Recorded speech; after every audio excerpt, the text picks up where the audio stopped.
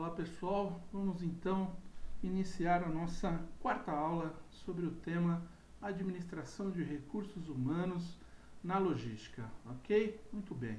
Começaremos essa aula então falando aí de forma geral sobre a tabela de encargos sociais, todos os encargos e benefícios, não é? Que incidem sobre a folha de pagamento. Importante conhecermos isso para sabermos aí calcular os custos da empresa, não é? Para partirmos para projetos de terceirização com absoluto conhecimento de todos os números que envolvem aí a tabela de encargos sociais. Pois muito bem. Iniciamos aí então com o sistema S, não é? Então você tem o INSS, que é aquela parte da empresa, não é? Que a empresa recolhe sobre todos os salários, além dos 8, 9 ou 10% que são cobrados diretamente do funcionário, não é? A empresa retém isso e repassa para o governo. Fora isso, a empresa tem esses 20% sobre toda a folha de pagamento, todos os valores pagos a funcionários, ok? Além disso, você tem SESC, né, SESI, SENAI, SENAC, INCRA, SEBRAE, Salário e Educação.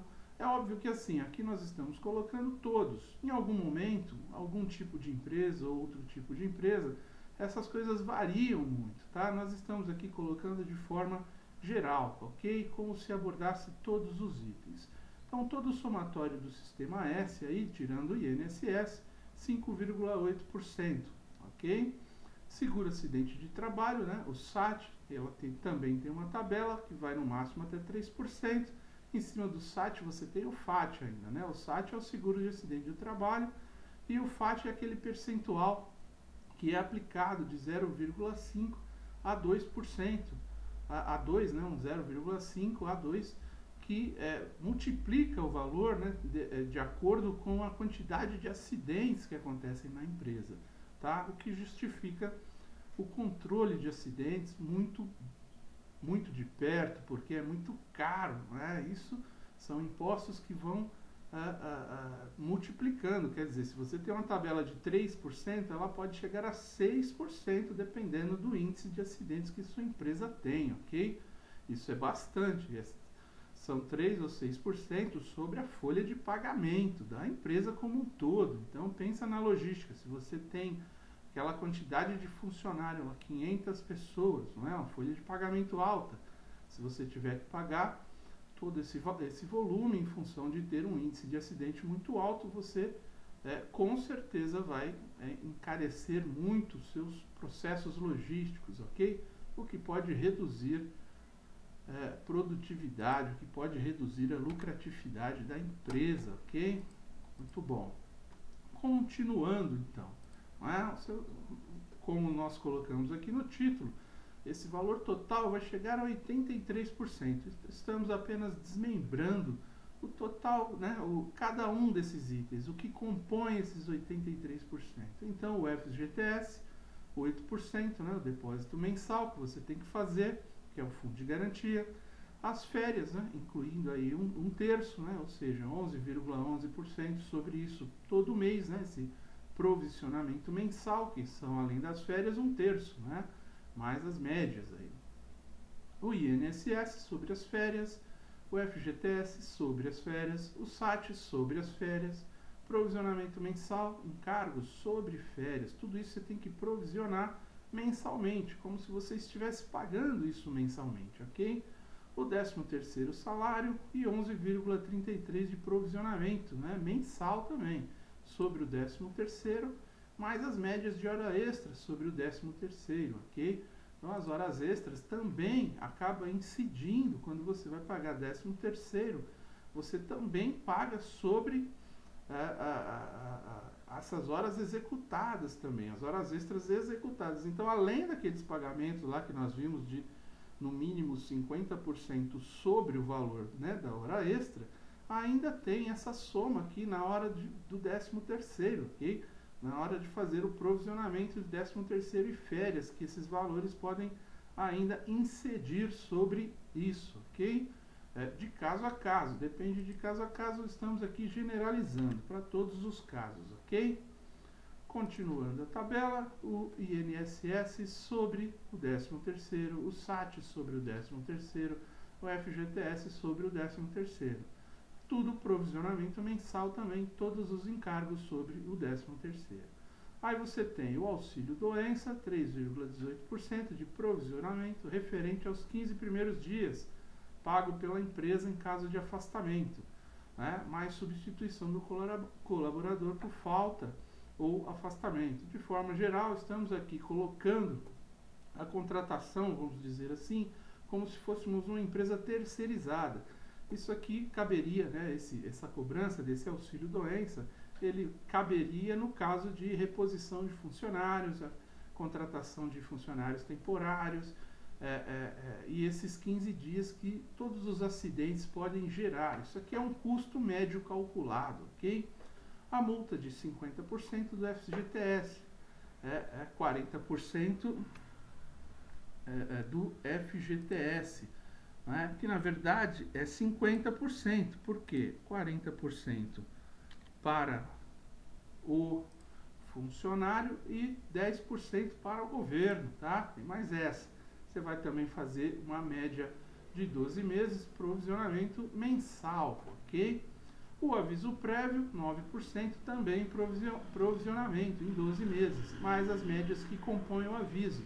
Você tem que calcular isso de forma anual, porque se ocorrer a demissão do funcionário dentro do mês, dentro do ano, está provisionado o valor lá. Essas provisões na contabilidade, caso elas não ocorram, né, elas retornam para a empresa, né, elas deixam de ser contadas como despesa e vão para resultado, né, dando um valor positivo. Caso contrário, elas são mantidas para o próximo ano, ok? Uma tratativa contábil, vamos dizer assim. Mas você tem que fazer o provisionamento, porque pode acontecer o dispêndio desse dinheiro, ok? Então, nós vemos aí que todas, né, além de tudo isso, além de todos os 83% aí sobre a folha de pagamento, tem algumas preocupações que as empresas que terceirizam a mão de obra têm que ter. Todas as verbas rescisórias, férias, 13º, multas, aviso prévio e demais incidências estão provisionadas nessa tabela de 83%, como vimos aí. E também as pesquisas, treinamentos, segurança do trabalho, saúde ocupacional, laudos ergonômicos, enfim, todos os relatórios aí, PCMSO, PPRE, que nós vamos ver aí para frente a definição de cada um deles. Os documentos relativos à segurança do trabalho, esses laudos, né, devem sempre estar à disposição da contratante, ok? Como nós falamos lá, gente, lá em direito tributário, nós vemos, né, ou veremos mais para frente, que há a possibilidade, em direito previdenciário, aliás, há a possibilidade de você recolher os 11% sobre a folha de pagamento, no caso de terceirização, como se fosse uma antecipação dos impostos, para que você não esteja, não assuma responsabilidade solidária sobre a falta de pagamento para os funcionários, ok? A falta do depósito do FGTS. Mas esse é um assunto que podemos discutir. Além de tudo isso, né, você tem que exigir da empresa que você contratou mão de obra mensalmente todos os depósitos realizados, né, no fundo de garantia de todos os funcionários, todos esses comprovantes de pagamento, de férias, de 13º e outros mais, e também todos esses documentos sobre saúde, não é? Sobre saúde, sobre segurança, todos os treinamentos realizados. Então, a forma mais direta de você fazer a gestão é através da documentação, acompanhando todos os casos, né, e exigindo todos os documentos atualizados mês a mês, conforme o pagamento, né, dos serviços realizados, ok? Qualquer tipo de terceirização é necessário que você cobre para acompanhar se as empresas estão fazendo. porque senão você vai ter o problema de responsabilidade solidária mais para frente, ok? Muito bem. Vamos mostrar então alguns exemplos aí. Peguei uma tabela aqui aleatória, coloquei alguns cargos e arredondei aqui uns valores de salário, vamos dizer assim, apenas para exemplificar tudo isso que nós falamos sobre impostos. Então vamos pegar o primeiro da lista aqui para nos direcionar nas demais tabelas.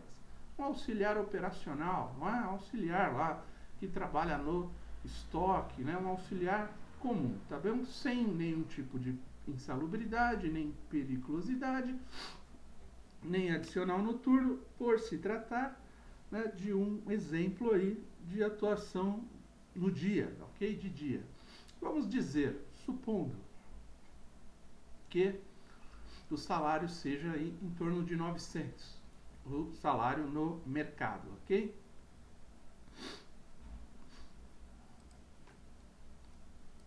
Todos os encargos somados, 83,61%, né, serão mais, então, 752,49. Ou seja, além dos 900, o contratante, quem está contratando a mão de obra, ainda terá essa despesa de 750. Praticamente você dobra o custo quando você contrata uma mão de obra. Detalhando isso, então a gente vê lá, por exemplo, se tivesse um vale refeição, você teria que somar, aqui nesse caso, vale transporte, você pode descontar uma parte, vamos ver mais para frente, né? Como está aqui, ó, na última tabela, em vermelho, na última coluna, o desconto do vale transporte. Esse aqui você vai abater do próprio funcionário, então você vai descontar desse 150,80 aqui na primeira linha, que é onde estamos trabalhando o nosso exemplo.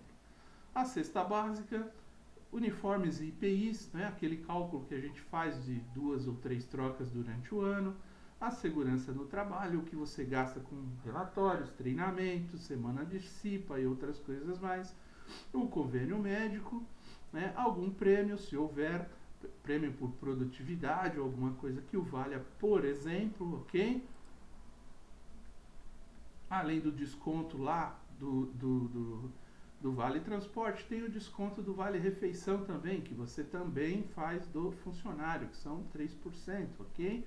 O subtotal, o quanto daria, não é? Então, de um salário de R$900, aqui na primeira linha, nós vemos, então, que nós temos aqui um valor de subtotal de 2.185. Esse seria um valor, se você estivesse fazendo a operação, né, o subtotal 1, seria o valor se você estivesse fazendo a operação com a sua mão de obra, com aquele salário. Se fosse terceirizado, não é? Você teria toda a taxa de administração, ou seja, se você faz aqui esse, né, com a mão de obra própria, essa taxa de administração, na verdade, é o custo do seu RH, do seu pessoal que trabalha na sua empresa, de benefícios, de recrutamento e seleção, de pagamento de férias, não é? Toda folha de pagamento, né? Os softwares de folha de pagamento, todo o custo da administração de RH da empresa, ok? Aqui vamos dizer que se fosse terceirizado seria uma taxa direta, um percentual sobre a folha de pagamento, apenas para servir como exemplo. Então você teria um total 2, na verdade, de 2.404. Mais todos os impostos, que nós ainda não falamos, que são os impostos lá, o ISS e outros impostos mais, imposto de renda, que é sobre o faturamento, vamos dizer assim, né?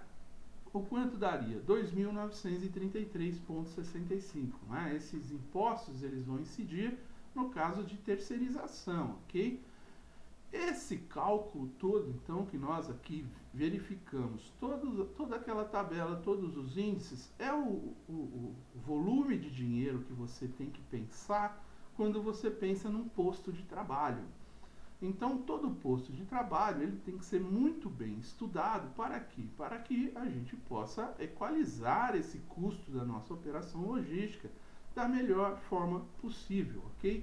Então, como vimos lá, nós vimos que um salário de 900 ele vai custar, na verdade, para a empresa 2.900, ou seja, quase que o triplo, né? Mais que o triplo, aliás, não é? Então, assim, são valores bastante consideráveis que temos que levar em consideração para definir, não é? Tamanho de turma, não é? Quantidade de pessoas, quantidade de equipes de trabalho, o que pode ser automatizado, o que não pode. Então, assim, são valores que estão ali ligados diretamente ao custo com o pessoal e a administração de todo esse pessoal, ok? Então, como vimos aí, esse resumão, eles nos mostra, né, esse resumo total, de forma bem simples, mas bastante ampla, tudo que temos tudo que temos para administrar em questão de valores, ok? Em questão de custos de mão de obra, projetos, não é? Análise de projetos de terceirização de mão de obra, o que vale a pena e o que não vale a pena. Todos os percentuais aqui, eles podem estar um pouco arredondados, né? Um pouco para cima, um pouco para baixo, servem apenas como orientação. Cada empresa tem a sua realidade, cada empresa tem a sua tabela. Em média, podemos dizer que será em torno desses valores, ok? Até aqui eu agradeço. Nós voltamos então na nossa próxima e última aula para falar sobre segurança no trabalho, ok? Até mais, até aqui eu agradeço, muito obrigado.